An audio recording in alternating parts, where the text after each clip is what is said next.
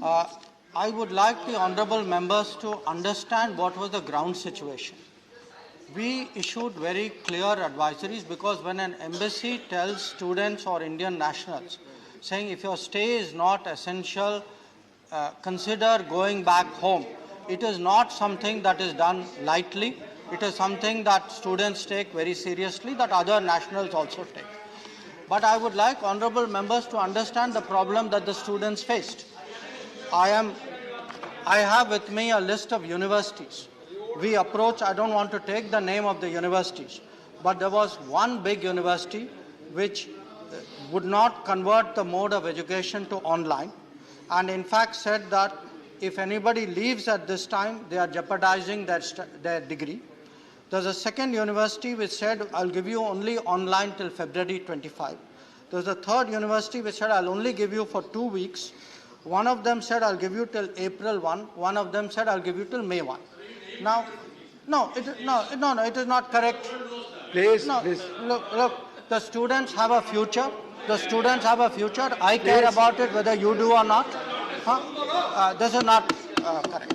So, the fact, sir, that all the honourable members should appreciate is that students were actually not encouraged, in fact positively discouraged by the universities from leaving, and this was part of the problem. The second issue, when I said confusing political signals, it was not confusing understanding. I'm not the person who is giving signals. I'm the person receiving signals. The signals actually came from the politics of that country. I will, for example, with your permission, sir, read out what the president of the country was saying at that time. He was publicly saying, President Zelensky, please don't be alarmed. What we should prevent at any cost is to prevent a spread of panic. Now, what was happening for students living in Ukraine was they were watching Ukrainian television. They were reading Ukrainian newspapers. They were seeing signals from the Ukrainian government saying, no, don't get alarmed, don't leave. In fact, you had leaders who were saying anybody leaving is contributing to a sense of panic. So I think, and we should also understand, sitting here, it is very easy to pass judgments saying you should have done this earlier or you should have done this faster. Please understand what was the situation of the students. The students, who do they listen to? They listen first of all to the university. They listen to their student advisors. They listen to the local government. They listen to other students. They talk to their families and say, should I come back or not? But having said all that, let us also recognize about 4,000 of them actually returned due to our advisories.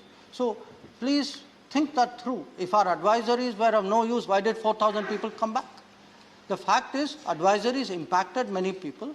There were also others who were in a predicament, and because of that predicament, many of them put it off. In fact, on the day the fighting broke out, there was actually a plane on its way, which we had to call back. So today, to make this very sweeping judgments that you should have done that or you should have done this, I think it is most of all, forget the government. We are used to criticism. Please think of the students. Don't tell students who are in that situation that at that time their judgment was wrong. I think they did what they thought right under the circumstances, and we should not second guess them at this time. In fact, from our side, we also increased the number of flights at that time to encourage people to come and to reduce the cost of the flights back home.